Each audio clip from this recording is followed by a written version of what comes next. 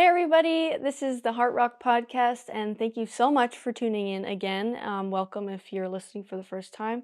This episode is going to be a continuation of last episode's cliffhanger, the prison story, and my parents going through that.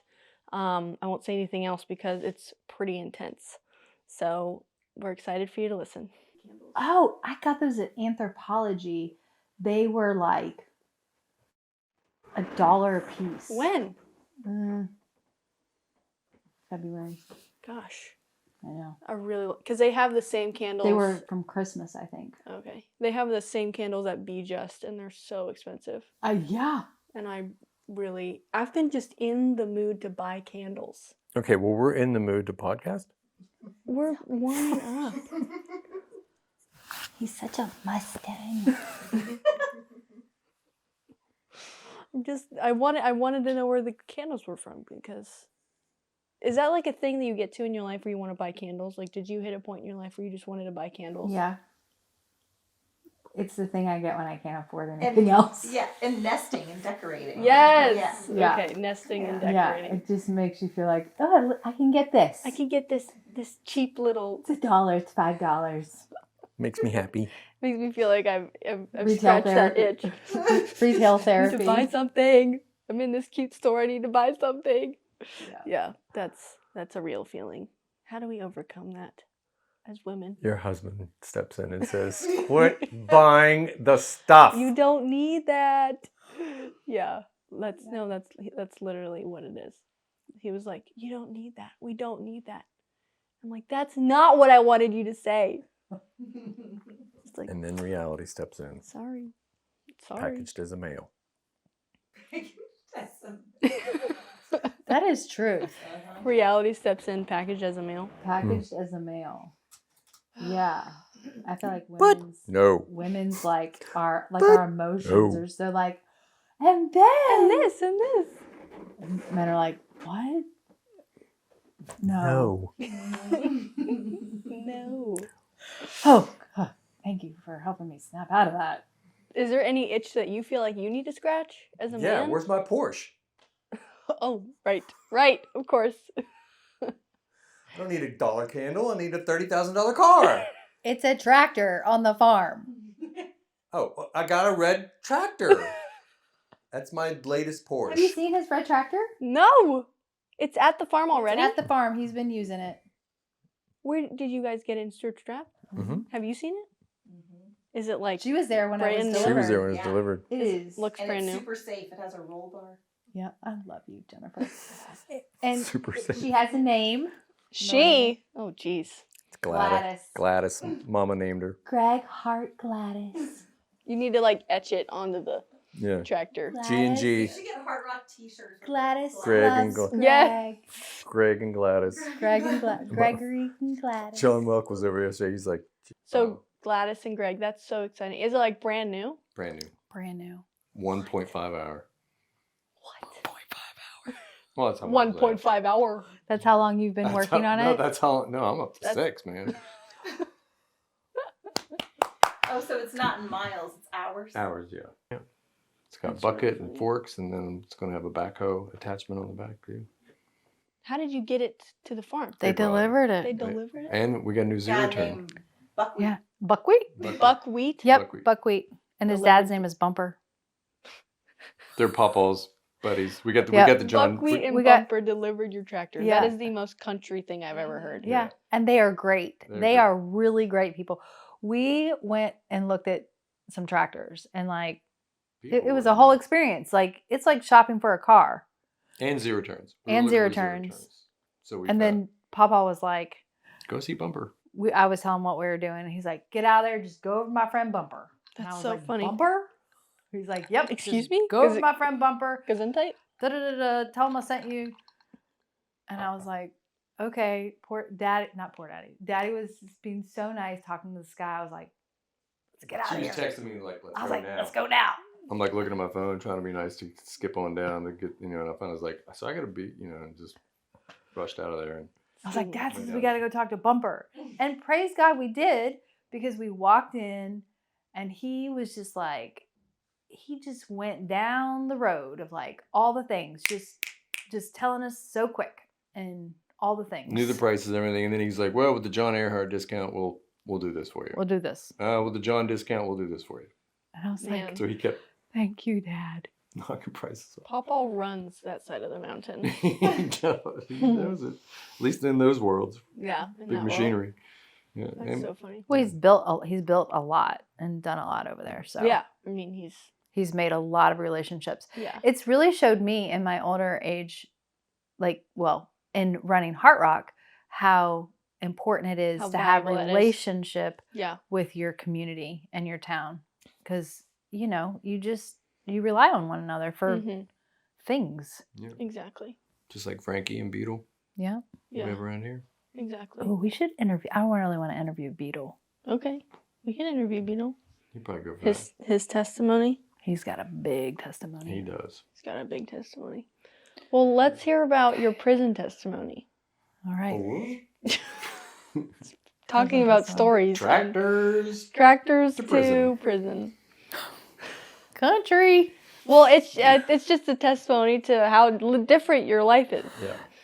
We were talking about last episode how you guys were. I think we started with like going on a first date. Daddy didn't show up. Mama was like, "Okay, this guy told me he was going to take me on a date. Where is he?" Your friend called her, told her you were in jail. She bailed you out, and for various reasons, you were there. And so now, flashback to when you both learned you were going to be going to prison in Missouri. What did that feel like? I mean, like getting, Scary. yeah. It was scary. Yeah. Because we didn't know. We didn't know what was ahead. We had no idea. Because you knew that he had to go to prison. Well, I don't think we knew at that moment. Oh no, we did. No, Oh, we we knew. did? Yeah, we knew we had to go to jail because that's why I got arrested because there was a warrant. So because I was Oh, bailed right. out. Yeah, there was a warrant. Right. So then I had time before then I actually had to appear for the court in Missouri, that's when the money was then released back to you, and I don't really remember much of what happened. Between you getting back and then heading to prison. Prior to Yeah. the day of. I can assume it probably was like a haze of like getting prepared because Mom was pregnant, trying to like get prepared. She was pregnant. I mean, I was struggling with, still just trying to, I knew I was going to jail, struggling with still partying, Mm-hmm. and not really. Being in the moment, being in. Well, it was just like I was about to also be a dad, Right. So it wasn't. I was very to myself. I was very about myself because I was going to jail, and then there was, there's still this house that has to be built. She's pregnant. That's a What am lot I of doing when I stress. get back? So yeah, I was definitely still trying to escape. That's a lot. What's it going to be like in prison? what's Like it you were gonna be going to like a in prison? maximum security prison. Yeah, Yeah. tell me more about that. Like, so do you get on like a bus to head to Missouri? Is that how you get there? So your mother took me to the bus, and I can picture this in my eyes, looking out the window at my pregnant girlfriend, standing there watching the bus go away, with me on it, and I'm like, it's like a bad dream, Yeah. Wow.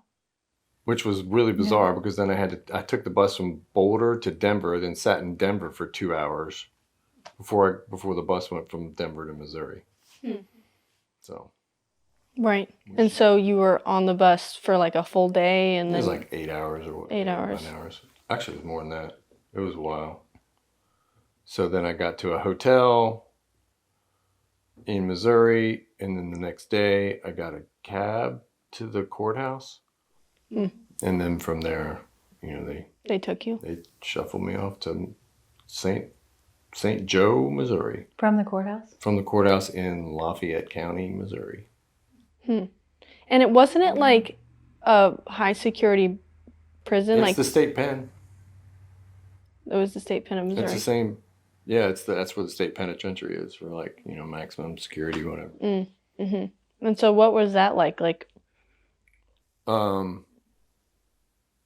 was definitely scary. I mean, you could tell everybody was rough and tough, you know. I think because fortunately I had been around I hadn't really been around the world, but I'd been around enough people and enough places to just keep, you just keep your mouth shut, kind of keep to yourself. A couple times I definitely shouldn't have opened my mouth and then heard people whispering about, not on the bus. This was because I spent one day in general population. Because when you get there for 3 weeks, you're you're in this building. And I don't know, I mean, this is a total God thing because there's usually 2 people to a cell. I mean, because there's so many people going through it. There's so many people going through it. I had the entire 3 weeks by myself in my own cell because my cellie, whoever he was, he had to go somewhere. So I had my own cell for 3 weeks by myself. I didn't have to deal with somebody else's drama. Right. Because like when the door would close, I'd be in there by myself. But when they open it, there's this huge room and, and everybody's dressed in orange suits and everybody looks the same with their white tennis shoes and their orange suits. Right. And that's where they find out if you got all your teeth and if you've got AIDS or if you've got some kind of blood disorder, or you go through all the health stuff. Wow. I mean, the dentist was just like, you're the only guy in here with all your teeth. Really? Yeah. He's like, everybody's got summer teeth. I was like, summer teeth, some are here, some are there. So that's what you learn there. So, and then Learned they find about out where summer what your education level is, like everything like that. They just figure out where to put you, because at that point you're just being processed to get into general population. Because then I was supposed to go in this program. So I spent one day in general population and that was kind of scary. I mean, somebody, because like you want to take a shower, but you definitely don't take a shower without a pair of like rubber sandals. Like you don't go in there barefooted for obvious reasons. So this guy lent me his slippers to go in there, so yours, whatever, so it's like there was nice people, but then there was people that was just, and then in the middle of the night I wake up and I look over and there's these 2 guys getting it on in the bed, and I'm just like, okay, it's like, man. Yeah, you're just like trying to keep it to yourself, and then this one guy was just in the middle of the night just going off, and I finally was like, dude, can you just freaking stop? And he's like, what are you gonna do, man? And it's like, great, I'm about to get in a fight, because I opened my mouth, and luckily he calmed down because I just quit talking, and then the next day they took me to my program, and I was just like, whew. Because I mean, Get out of there. There was horror stories. I don't think it's even worth saying, but just like that you hear when you go out in general population, like you're sitting there, it's like in the movies, there's dudes, you're in the yard, right? And there's these cliques all over the place of the dudes, and I was out there and I still had my long hair. They hadn't shaved my head yet. So then when I went to the program, as soon as I got in the program, they shaved all my hair off. They shaved my head. Oh, really? Yeah. Wow. Which was interesting, to say the least, because I'd never shaved my head. Right. Yeah. So then I was in my program, with all these other people, and it was a secured environment, if you will. There was like there was 4 wings that we all went through this program. It's like AA. You go through AA. You go through, what their version of drug rehab is. But the crazy thing was, like, I was the only guy in there for marijuana. Everybody else was in there for meth or theft, or both.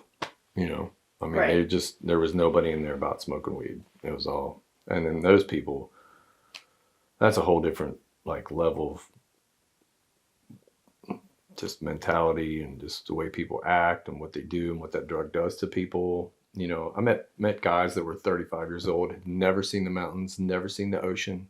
They've never been out of Missouri.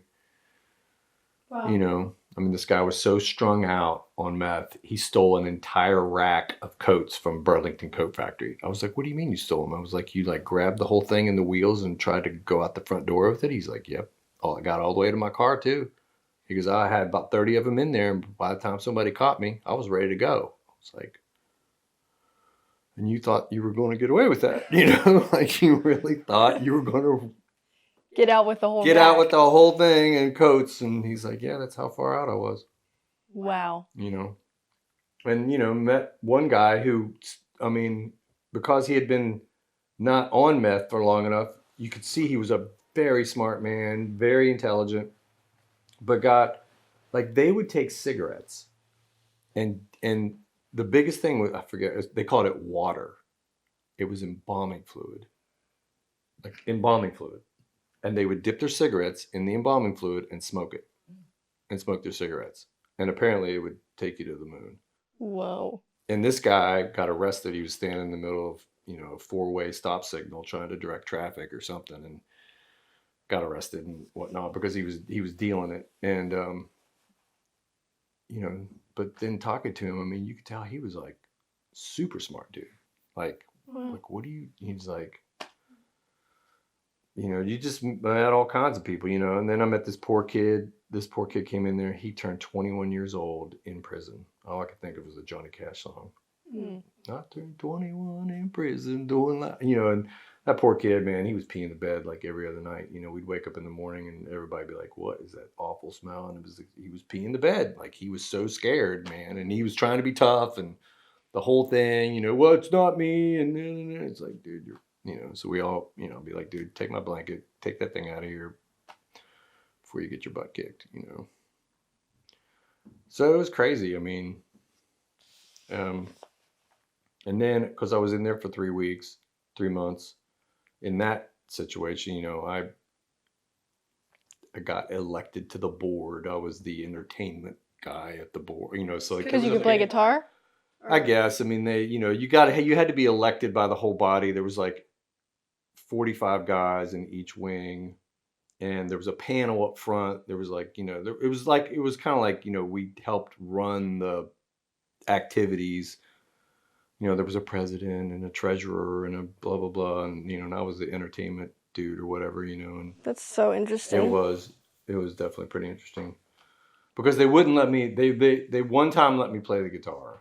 They let me play guitar during thing because they were afraid that, I'd steal the strings because guys would steal the strings and then try to turn it into a thing and give yourself a tattoo because you could, I mean, that was the whole thing. What? Yeah. You could take the string, put ink on it and make, so you could do tattoos, or of course you could kill somebody with it because also you could strangle somebody. So there's that. And then there was also like people smoking in their cells. I mean, like, because you could go out to this place and smoke twice a day or 3 times a day, like once after breakfast, lunch, once dinner. after dinner or something like that. Everybody. So people would not be able to wait. And so they'd be smoking in their cell. And there's these holes in the walls that they blow the smoke into, and people would get caught and everybody would get their cigarettes taken away. And, it was just another thing. It was just like, yeah, I mean, it's a lot. It's a lot, Go on. It's just like a whole other world that we don't even think about, and you don't even want to. It's not that you don't want to know, but it's good to know because it's good to like have this awareness of what a lot of people go through, and a lot of people go through because that's all they know, like drugs is all they know, or getting into trouble is all they know, and that is what they have to experience for most of their life. Because of bad choices or because of upbringing or because of so many different reasons. Well, the system, it's not designed to keep you in, obviously, but because of the frailty of human beings being able to, especially, well, I can say this with all confidence, if you don't have God and you're in prison, you're going to probably end up back in prison. Because you're actually in a prison when you don't have God. And so because I'd see guys that, I mean, while I was there, one guy, he screwed up so bad, they kicked him out of the program, which means he had to complete his whole sentence, which was like 5 years.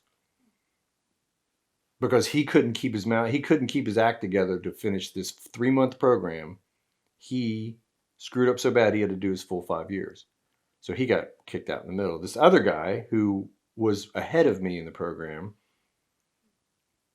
finished it, was out, and was back in before I left. He screwed up. Oh, gosh. And this dude was like this tough guy. He had these burn marks on his arm. These guys would get so high, they'd see who could put out cigars on their arms and stand the pain, and just to try to be tough. And this guy had a mouth on him. He was like beat, big shot, whatever. Before I got out, he was already back in. Crazy stuff like that. Wow. But my point was that when you're in that system, it's like you were saying, if you don't have the wherewithal to not make choices, or if you don't have the wherewithal to make good choices, and you don't have something guiding you, and you don't believe in what that is that's guiding you, you're going to revert back to your old ways. You're going to revert back to your old playmates and playgrounds, and you're just going to be right back in. Yeah. And it was so evident to just watch people do it. The cycle. And then hear the stories. Yeah, it's my third stint. It's my fourth stint. I've been to this program twice. If I don't make it through this time, they're not going to offer it to me. Wow. I've been a gangster. I've been doing this since I was 14. Just heartbreaking stuff, Yeah. So heartbreaking. It really is. I mean, and it's the fact that the system, it doesn't give you what everybody really needs, which is God and love and a way to rewire your thinking to where there is daylight, there is a possibility, there is a place that's going to give you hope, as opposed to going to a halfway house and then you got a halfway, and then a halfway house is where you're going to halfway being shown how to figure it out. I have to share this. The scariest thing that happened was I was in there when 9/11 happened, and that was scary because at one point this one dude freaked out and was just like, dude, you know what's going to happen if this goes down. We're all going to die.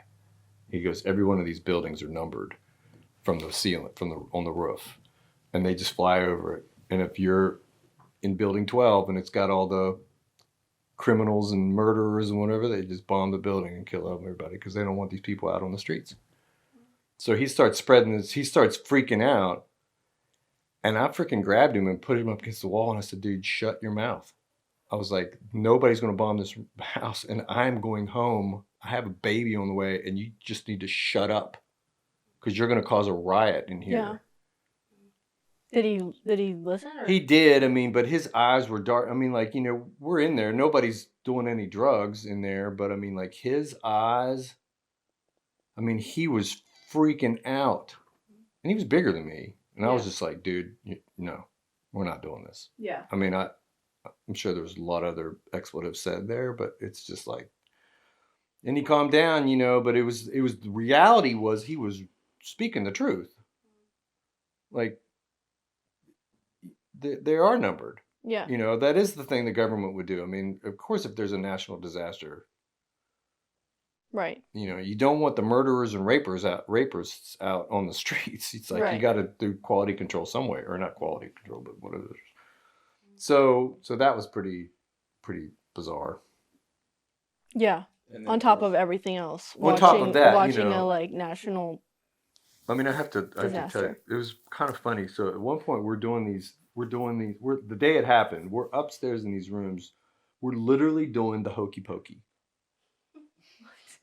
You do the hokey pokey and you turn yourself around. That's what it's all about, I mean, in prison? In prison. Well, it was to just create camaraderie because we're in a circle and there's a bunch of guys like holding each other like in a circle doing the hokey pokey. Trying to like just get comfortable, bring some joy, well, and to just be comfortable with each other. It's like we're in this thing, and this was September, so this is the beginning of the program. We're all like, we all got until December to be there or whatever it was, right after Thanksgiving. I think I was there for. So we're literally doing the hokey pokey, and man, the guy comes up and goes, "You all got to sit down, just hold on." We're like, what? He goes, just sit down. Something's going on. And earlier that morning, this guy goes, dude, did you hear an airplane flew into the World Trade Center? And I thought it was like one of those little like biplanes, like one of those, like some dude was just like freaking out and whatever, So then he wheels in the TV, and as soon as he turns it on, man, it was like a minute before the second plane hit. the tower. And when it hit the tower, man, I mean, everybody in the room was just like, yeah, it was pretty bizarre. So we all got sent back to ourselves and let things calm down. And let, of course, everybody figured out and whatnot and blah, blah, blah.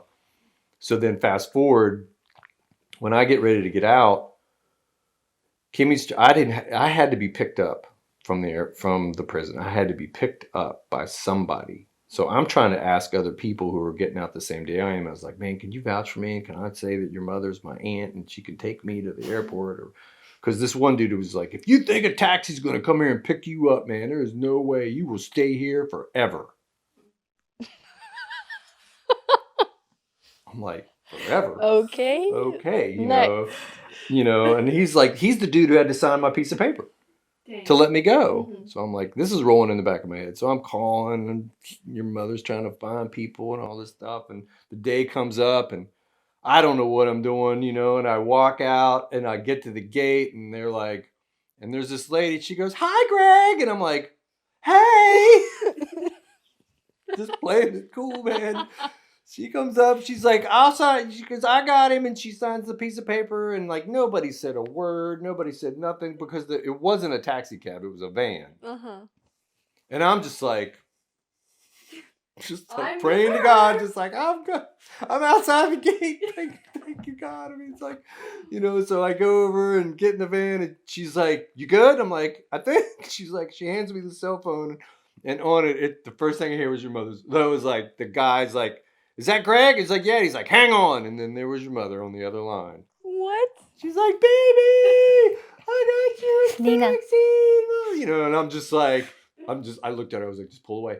Just pull away. Get out of here. Just pull away before something. Getaway happens. driver. Just Getaway driver. Getaway driver. So she's like, are you hungry? I was like, yeah. She's like, I'll buy you. We went to Wendy's. Got a Wendy's burger and a fries and a shake. Dang. She even bought it for me. This lady. This lady. Was it like someone's aunt or? No, she ran the taxi. She was a taxi driver, but it was just a van. Right. They didn't show up in like a Was taxi it cab. somebody's aunt? It was like, I had no idea. Oh, I know why you said that now. Yeah, because I mean, like, yeah. Kind of like the surreal feeling of like, okay, now I'm out of prison. Someone's asking me if I'm hungry, and I'm in this random lady's van. Well, I'm Like- bald. I Right. have no hair. I mean, I usually had hair almost as long as yours, and so I'm out, and then we get to the airport, and there's like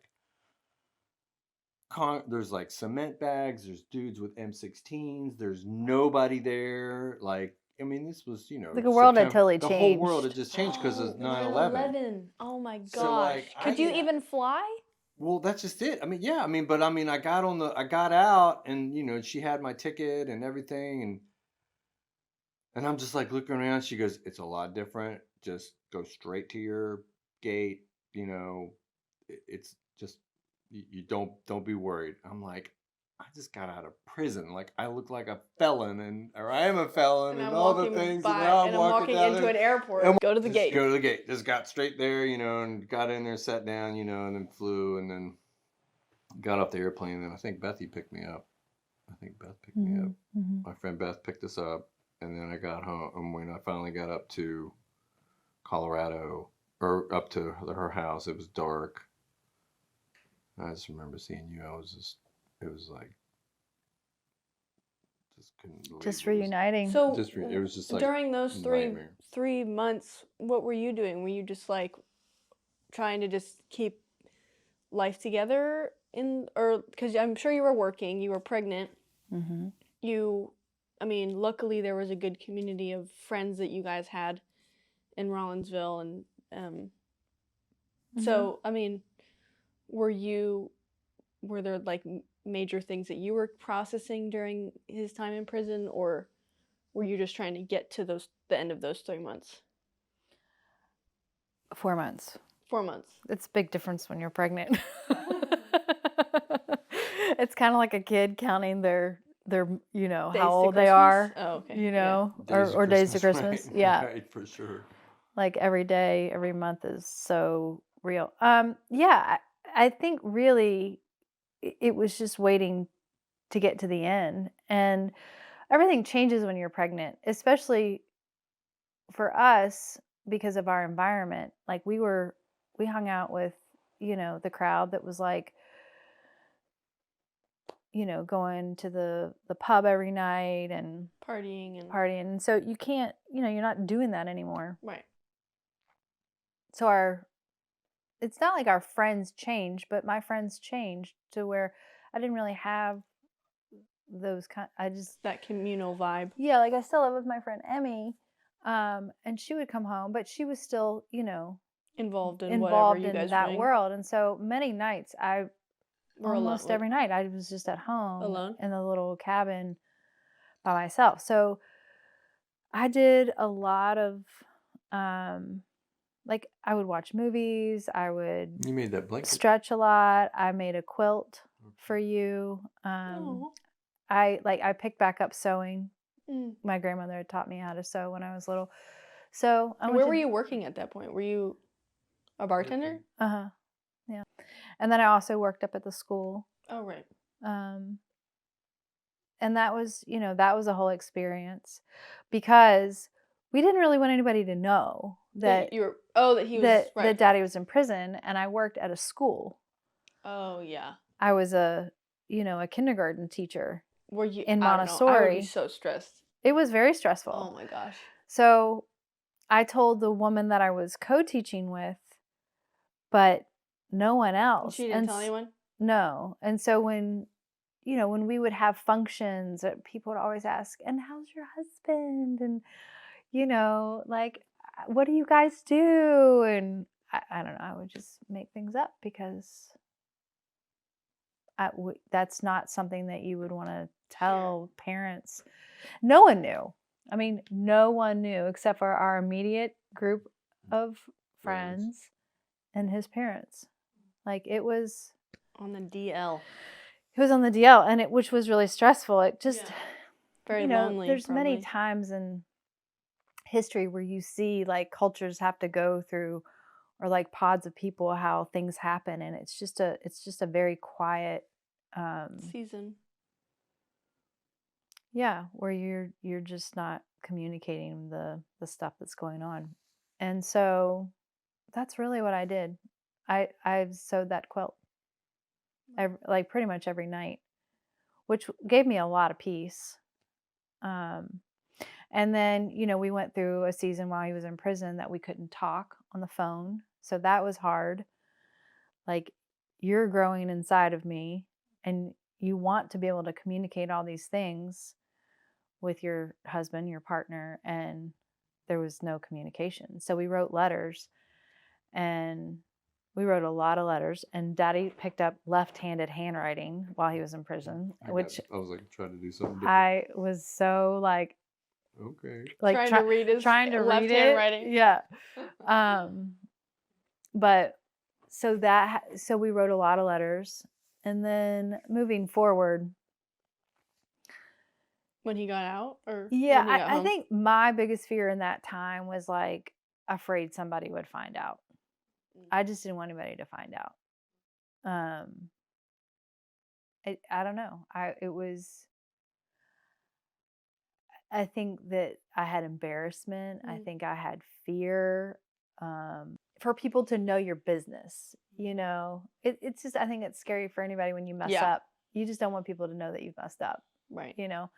And for them to have pity on you because you're alone and have a kid, and like, that whole feeling is just so like all that. And your boyfriend's in prison. Mm-hmm. So it was wonky. But then, time progressed. I was getting much bigger.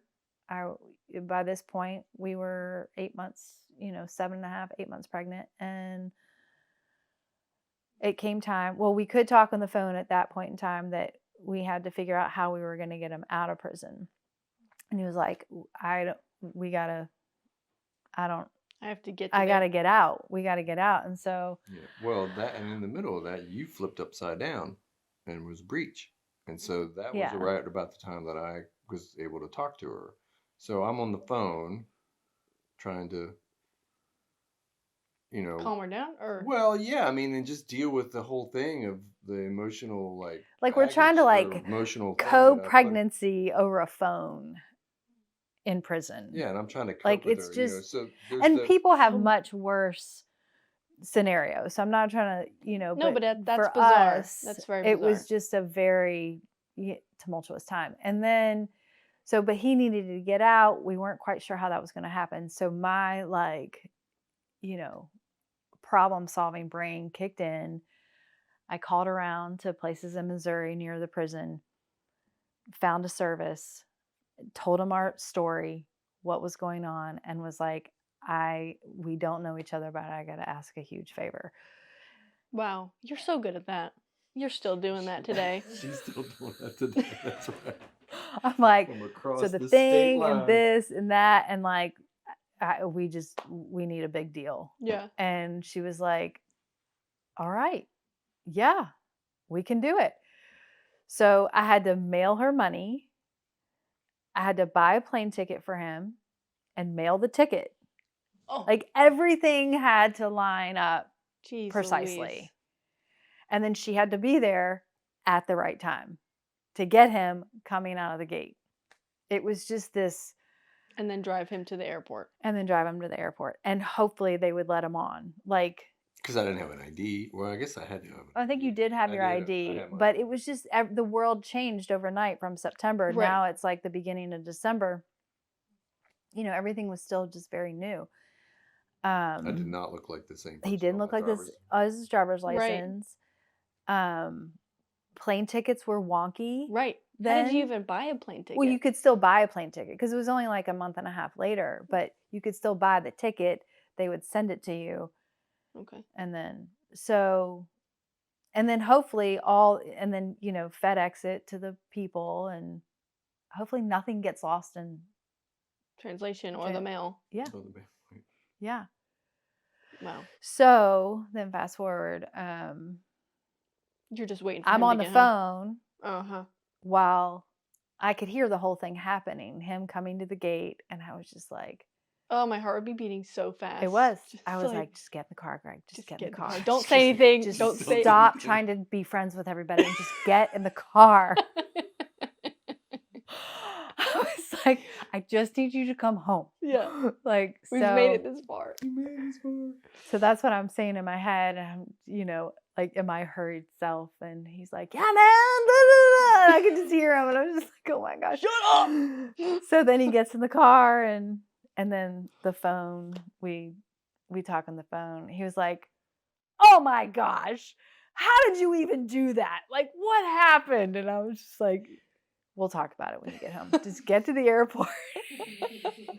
Get here. I was waiting for the guy. Like, I was looking at the window books. I don't even know if it was his window, but like from the office of the guy who said, "There is no way you're gonna. If you think you're getting out. a taxi, forget it." Well, and he had told me that too. He was like, they said that I'm not gonna, like, They won't let me out. I'm not gonna be able to go. Like somebody has to come get me that is related to me, and I couldn't go there. Right. I mean, I guess I could have, but I mean, I was like a month away from being pregnant, so I just felt Giving too birth, yeah. risky Yeah, no to way. be driving by myself to Yeah. Missouri. And you were like, I I don't care what the sergeant says. And you just call and up I'm the just taxi. like, Pretty much. this can happen. Yeah. This can happen. And it did. This has got to happen. And she's just like, are you Greg? Yeah. So anyway, it was a great ending Yeah. for that scenario. For that. For that- that little chapter. that little- Let's close that. and Let's move close on. that. Everybody ready? Yep. So then he got to the house and he ran in the house and he semi picked me up because I had, Belly. She I had was- a big old belly. I looked totally different, Last time you saw me, I barely had a belly. So we came in and I think, it was probably a solid week of us just looking at each other and just reacclimating, like how to use a house together, him watching me like being pregnant. And then the whole thing was me trying to get a job. So thankfully, my friend gave me a job Yeah. being a tow truck driver. Yeah, he got a job That's as when you became a tow and truck then- driver. Became a tow truck driver. the tow truck driver because he couldn't go back into the bars. Like, we weren't Yeah, doing no. any of that anymore. Yeah. Well, I was like, and hard even, line. well, in the probation You officer are was like, mine. you cannot work in a bar. Yeah. You can't do any of that stuff. Let's You not know, do and this I didn't again. want to either. It was just like, Well, this is- but we were also like, we're not even Drawing a no, line. right. We are Right. done. Wow. That's so intense. It was so intense. And so, yeah, we just were learning how to be with one another again through all that. Wow. Like a whole, like another beginning, it sounds like. We had another fresh start. The Lord has given us so many do-overs. Oh my gosh. So many do-overs. God is gracious. Yeah. He's like, let's try this again. And again. And again. Cut. That's so crazy. Yeah. Yep. Wow. Well, that was like, I don't know. I feel like every time I hear that story, I hear so many new things. Really? Just based off of, I don't know, just the life that you guys had and how you have created such a new life, not just for me, but for yourselves and for each other and for everybody around you. Like, you guys have really turned both of your lives around in such an amazing way. And I just pray that it inspires people that, like, with willpower and desire and drive and the Lord, you can, like, so many doors can be opened to so many new possibilities and ways of living that bring peace. Yeah. And it does take hard work, and it does take surrendering your will. You're surrendering your will and dying to the self and just becoming the best version of yourself. That takes a lot of very specific hard work. But I don't know. I'm always so inspired when I hear you guys' story, because it just reminds me of the same thing. Like, wow, I don't like this about my life today. I can easily make a decision to change it for the future. Surrender is such a key word there. I mean, like, you just have to surrender so much of yourself to, once you learn that this does not work. Yeah. And you can see the things like in society that just, unfortunately are still always going to be there. That doesn't really work for anybody, but you have the ability to pull yourself out of that. It's just like the guys in the system in jail. Like they have every ability to pull themselves out of that system. And it's by complying and dealing with all the rules and paying all the fines and doing all the thing, but there's catch-22s in that system that unfortunately doesn't allow people to, like guys who are having to go to prison that still has to pay child support. Well, you can't pay child support while you're in prison because you don't make any money. And then it's just like this, there's no respite for that. Like there's no like, okay, your child support's on pause until you get out or whatever, right. It's like, because I heard a couple of those stories, but that's just laws. That's like man laws that don't work for anybody. Right. And they're stuck. But I mean, there's tons of other scenarios that happen, that doesn't even have to deal with the legal system. It just deals with man's ability to pull themselves out of that. Yeah. And you could go to the medical community of, like, the things that man thinks this is the way it's supposed to be. And it's a man-driven law or a man-driven mandate, as opposed to a spiritually driven mandate that, like, people can be healed spiritually from their diseases, but then the collective of people have to put their hearts and minds and souls around that to then be healed, I mean, the collective, right? So it's in that same thing, so, but it's also, if you're in this, if you're in a certain collective of people and it's not working, you have to make the choice to pull yourself out of it and go find the one that does, and we fortunately have, like, to fast forward all the way to Zoe's experience, we were in a certain realm, but we knew that we had to pull ourselves out of that and trust the Lord. And I mean, it still took us 14 years. Yeah, after that. To get to Christ. To the Lord. After 14 more years. Prison. After prison. So, it wasn't like this, It wasn't like an overnight thing. Yeah. we still latched on to like Old ways.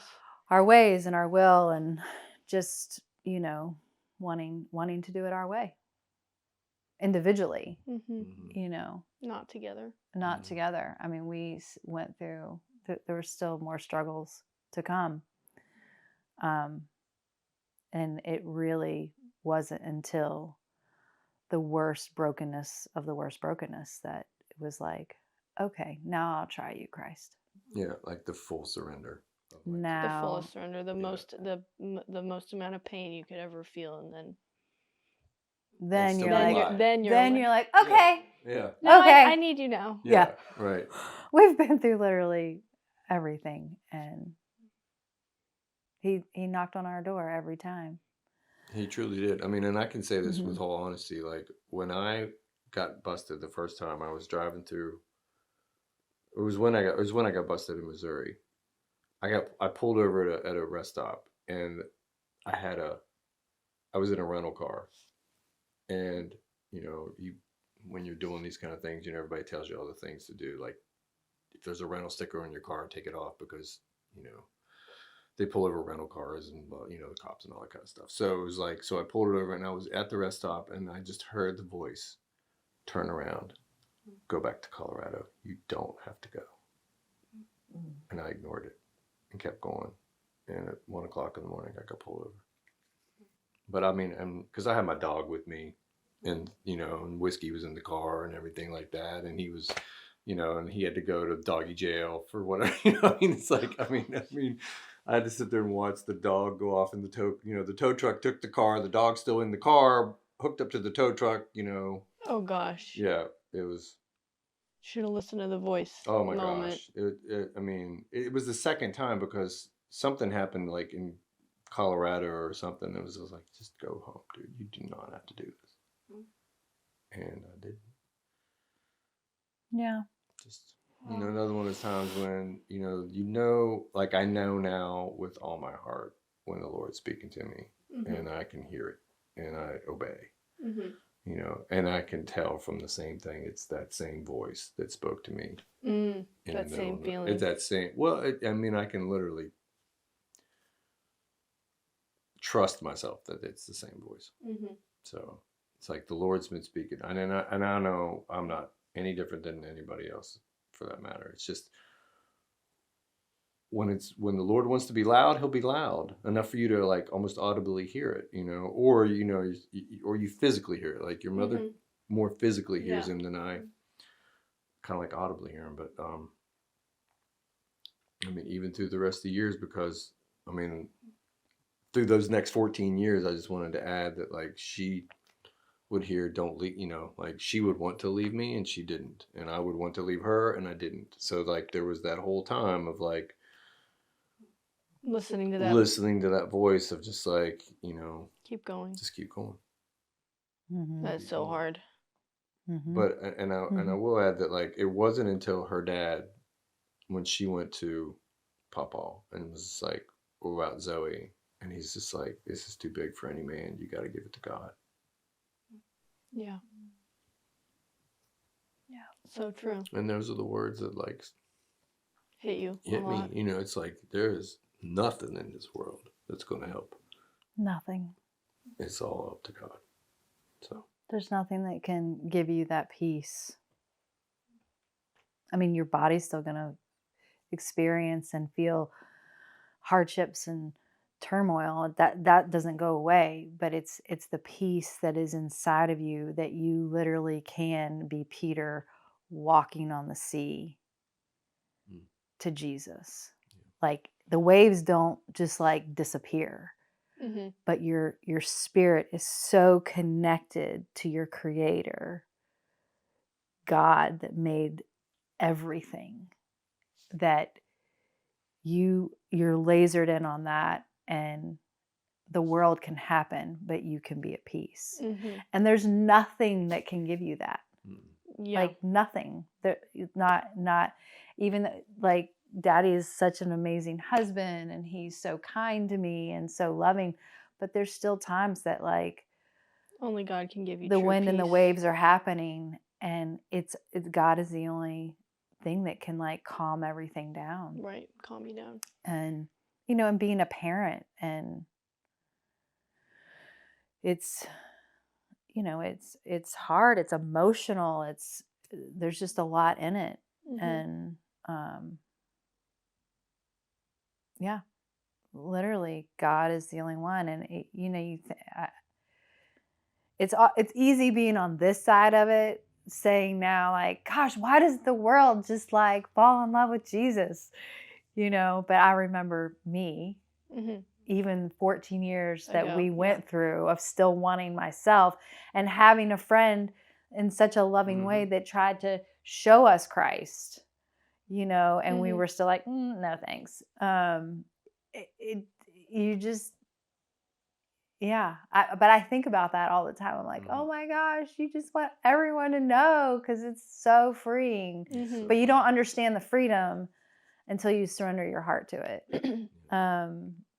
And everybody has their own journey and their own walk to find that, and to let go. And that's, I think it's just a testament to God of like why he is such a loving father that gives you that freedom and that independence. He doesn't force you in relationship with him. Right. He doesn't force your heart. He's so He allows you to patient. come to it in your own time.